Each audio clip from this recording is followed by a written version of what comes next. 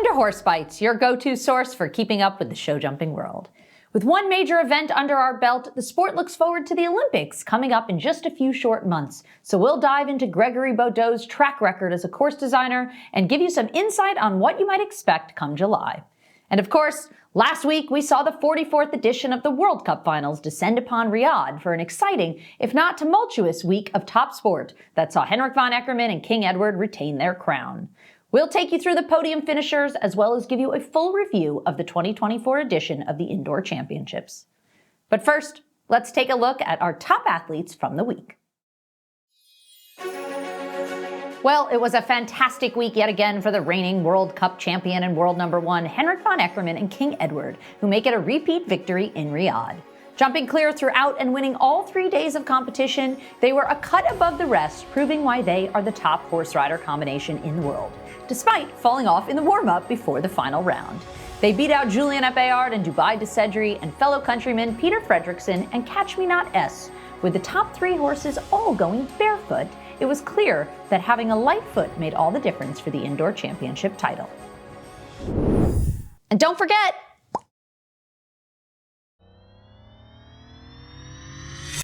welcome to Showstopper, powered by EquiRatings. With one major championship complete for 2024, we thought we'd look towards the Olympics and see how French course designer Gregory Baudot's courses have measured up against the best in the world. The Frenchman has been building courses for over 28 years and prides himself on being a modern course designer who melds a safe and fair course that is also entertaining for the audience. This will be his first time building an Olympic Games, and on home turf, the pressure is sure to be mounting. He has said that he tries to build courses with the forward movement of the horse in mind and argues that a maximum of 25% should go clear in any given class, although for him, it's more about the specific grouping of horses and riders that makes for the most exciting sport. So let's take a look at some of his stats over the last year.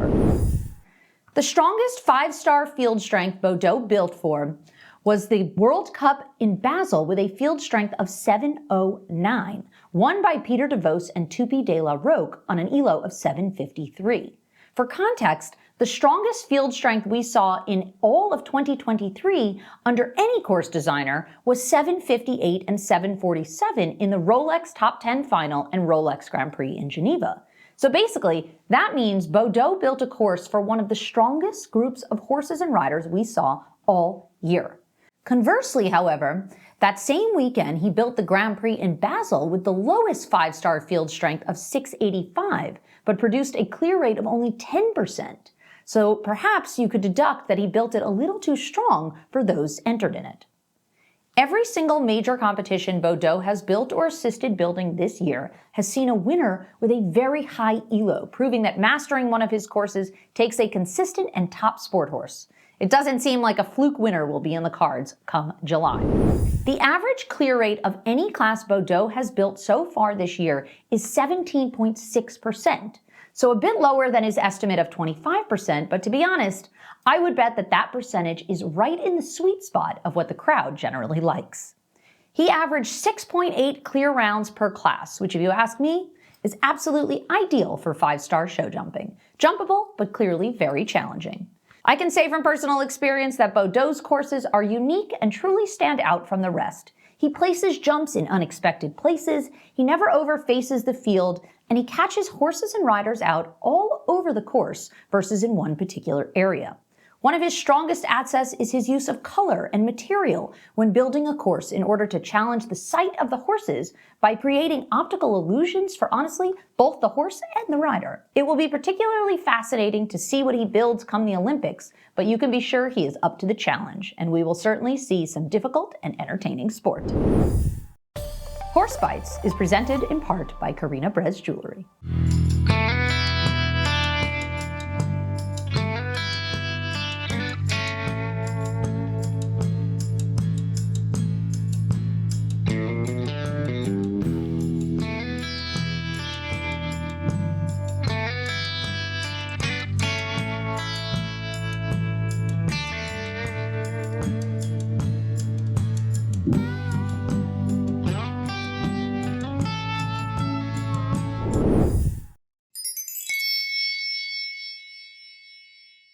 This week on Weekly Wonder, we're talking about the World Cup finals. In fact, the richest World Cup finals in history.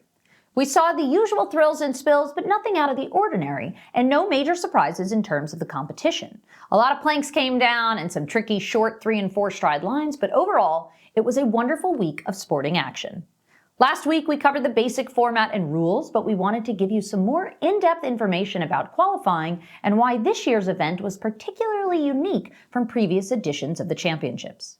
We also heard directly from some of the athletes about this year's competition. Unfortunately, our major headline of the week was, of course, the tragic fatality of Jill Humphrey's Chromatic BF, who sadly passed away just hours after competition ended on the second day. Jill finished on the podium in the jump-off class and would have been sitting in 5th overall heading into the final, but according to FEI protocols, an autopsy will be performed to determine whether foul play was involved or if Chromatic succumbed to natural causes. Beyond the roller coaster of emotions from the sport itself, just before the start of the event last week, World of Showjumping, one of our sport's main news sources, made headlines by announcing their decision not to cover the action. This decision was made primarily because of this year's choice in location, Riyadh, Saudi Arabia. They cite an article from The Guardian as the logic behind their reasoning, which states, "The international community must hold Saudi Arabia to account for its egregious human rights violations and not let sports washing and celebrity partnerships distract from what life is truly like for the kingdom's citizens." They also criticized the FEI board for choosing to allocate the finals to a country where women and LGBTQ+ people are subject to many discriminatory restrictions across different spheres of life. Certainly a worthy discussion and brings into question the FEI's criteria for choosing host cities for such events. Beyond the obvious concerns regarding safety of women and LGBTQ+ people, Riyadh is very far away and posed a significant challenge for horses and riders wanting to attend the event. It even made it particularly difficult for spectators to attend. An odd choice from the FEI, given the seemingly obvious need for our sport to gain more eyeballs and positive attention rather than detract from it. Our guess here at Horsebytes is that funding opportunity was a primary factor, but FEI made no comment on the matter, other than to quietly double the prize money on offer from previous years as a subsequent incentive for athletes to attend. As far as this year's competition, the start list was quite varied. Unlike in the past where the World Cup finals was a major stop for everyone at the top of the sport, this year followed a recent trend towards more unseasoned horses and riders, with a number of factors playing a role. As we mentioned, Riyadh is very far away and an unwelcoming environment for many. It's an Olympic year, and people clearly didn't prioritize the event, especially since the Games are only 3 months out. More and more, we see a shift away from indoor events come April, and with both Europe and the US boasting mostly outdoor events this time of year, it's a difficult thing to have to go back inside after having competed at either a Mediterranean tour or one in North America with big open-air arenas. And the big question remains, has the World Cup finals overall lost its prestige? Only 34 athletes attended the championships this year, even though more are allowed to participate. 18 qualified from the Western European League, the strongest league by far, but interesting to note that at least 5 of the top 20 qualifiers opted not to go. The North American League allows 7 from the East Coast, 3 from the West Coast, 2 from Canada, and 2 from Mexico, but perhaps most surprisingly, only 5 people from the US attended, 1 from Canada and none from Mexico. And even more importantly, none of the top 3 qualifiers from the North American League opted to participate at all. The winner of the South African League automatically qualifies, but also opted not to attend, and the other leagues qualify athletes based on FEI discretion.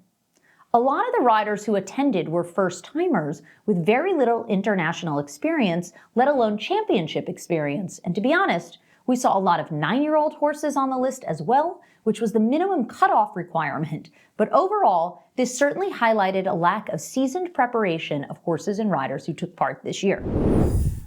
We heard from a couple of riders who attended and one who opted not to about their thoughts on this year's event. I chose to go to Riyadh this year for World Cup finals because Eddie Blue has always been a great horse indoors. He's had good success. He was great in the fall indoors. He jumped 2 double clear rounds. He He was double clear at Washington third. He was double clear in Lexington in third of those World Cup qualifiers. On top of it, sort of my plan, building them up towards there. But on top of it, they put up double the prize money this year, which was a nice incentive. So, and every class is run individually. Facilities wise, it's actually pretty great here. It's an expo hall. The hotel is right next to it.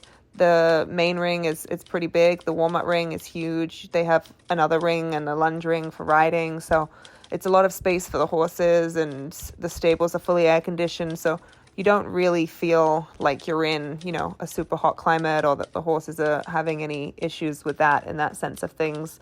As far as the women and how, people treat you and everything like that here, to be honest, it's a pretty, comfortable and safe feeling. I mean, everyone at the hotel is very friendly, and I haven't noticed any huge difference, really. I haven't ventured out so much into the town or anything like that, so that's a little bit hard for me to say, but my experience here has been great so far. I would like to have done the World Cup finals, but with James Caan going outdoor and then going back indoor for just one show, and then having to be organised the Jump Nations Cup in Rome, it felt not the best plan. And then for my other two horses at that level, I just felt they weren't experienced enough to go to a World Cup final, maybe in a year's time. It was certainly a contentious year, but we did see some top sport and a worthy winner. Now, let's take a look at some wild things making headlines from the past week. All right, let's see what the world had in store this week for some wild things. All right, he's coming to the oxer. He looks pretty good. Good distance. Whoa. Oh my God, he's hanging off the side. He's like fully off the horse. Like hanging off the horse, gets back in the tack, and then goes straight to the jump. All right, and this one. Oh my God, look at this. This is out of a train station in Sydney, Australia. Horse looks like he's in pretty good shape too. It's kind of a fancy horse. He's just waiting for the train. Patiently waiting, get a little antsy like everyone else, and finally captured.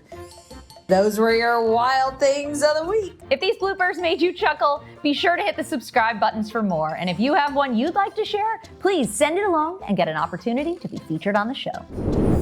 That's a wrap on this week's top highlights. Stay tuned to all of our socials. Like, comment, subscribe, and follow along all the action as it unfolds here on Horse Bytes, your go-to source for keeping up with the show jumping world.